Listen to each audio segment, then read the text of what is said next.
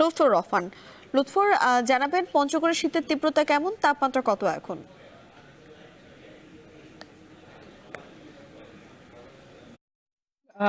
পৌষের মধ্যভাগ থেকে কিন্তু প্রান্তিক জেলা পঞ্চগড়ের উপর দিয়ে মৃদু শৈত্যপ্রবাহ বয়ে যাচ্ছে। তবে তাপমাত্রা অনুযায়ী আজকের যদি তাপমাত্রার কথা বলি, আজ সকালে পঞ্চগড়ের সর্বনিম্ন যে তাপমাত্রা সেটি পাওয়া হয়েছে 14.2 ডিগ্রি সেলসিয়াস।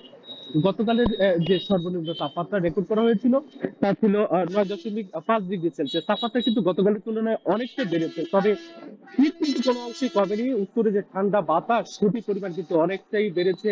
আবহাওয়া অফিস আমাদেরকে জানিয়েছে বর্তমানে এই জনপদের উপর দিয়ে প্রতি ঘন্টায় 14 থেকে 16 কিলোমিটার গতিতে ঠান্ডা বাতাস বয়ে যাচ্ছে।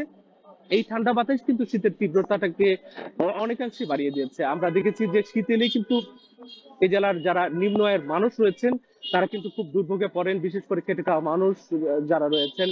পঞ্চগড়ে যারা নদীর বালু এবং পাথর উত্তোলন করে জীবিকা নির্বাহ করেন, এই শ্রেণীর মানুষরা খুব দুর্ভোগে পড়েছেন। আর সকাল থেকে যে চিত্রটি আমরা লক্ষ্য করেছি, সকাল থেকে কিন্তু সূর্যের মুখ দেখা যায়নি এবং হালকা কুয়াশায় ঢাকা ছিল চারপাশ, এবং উত্তরের যে ঠান্ডা বাতাস সেটি কিন্তু বিরামহীন ভাবে এই জনপদের উপর দিয়ে বয়ে যাচ্ছে এবং মানুষজন কিন্তু খুব প্রয়োজন ছাড়া ঘর থেকে বের হচ্ছে না। আমরা যে দেখেছি যে সড়কের যারা ঘর থেকে বের হচ্ছেন, সড়কের পাশে শ্রমজীবী মানুষরা আগুন করে তারা উষ্ণতা নেবার চেষ্টা করছেন। এবং তার পাশাপাশি জানিয়ে রাখি, পঞ্চগড়ের অনেক অসহায় নিম্ন আয়ের মানুষ রয়েছেন যারা কিন্তু খড়কুটো জ্বালিয়ে শীত নিবারণের চেষ্টা করছেন। আমরা জেলা প্রশাসনের কর্মকর্তাদের সাথে কথা বলেছি, তারা আমাদেরকে জানিয়েছেন যে এবছর পঞ্চগড়ের দরিদ্র অসহায় মানুষের জন্য প্রায় 1 লাখ শীত বস্ত্র তারা চাহিদা পাঠিয়েছিলেন, তবে 45,000-এর মতো শীত বস্ত্র পেয়েছেন এবং তা কিন্তু পঞ্চগড়ের 5টি উপজেলা এবং ইউনিয়ন পরিষদের মাধ্যমে কিন্তু বিতরণ প্রক্রিয়া চলমান রয়েছে। কিন্তু পঞ্চগড়ের যারা নিম্ন আয়ের মানুষ রয়েছেন, অসহায় মানুষ, তারা আমাদেরকে জানিয়েছেন এই বরাদ্দ কিন্তু জেলার বিরাট অঙ্কের দরিদ্র মানুষের সংখ্যার তুলনায় কিন্তু খুবই কম। এর পাশাপাশি আরেকটু তথ্য জানিয়ে রাখি যে এই আগুন করে উষ্ণতা নেবার সময় কিন্তু ঘটছে দুর্ঘটনা। এই মৌসুমে কিন্তু একজন বৃদ্ধার মৃত্যু হয়েছে আগুনে অগ্নিদগ্ধ হয়ে।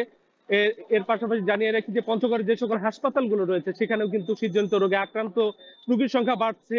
এবং এই মুহূর্তে আসলে পঞ্চগড়ের যে চারপাশে কিন্তু প্রচন্ড ঠান্ডা বাতাস এবং তাপমাত্রা কিন্তু যে সর্বোচ্চ তাপমাত্রা সেটি মাপা হয়েছে 22.8 ডিগ্রি সেলসিয়াস।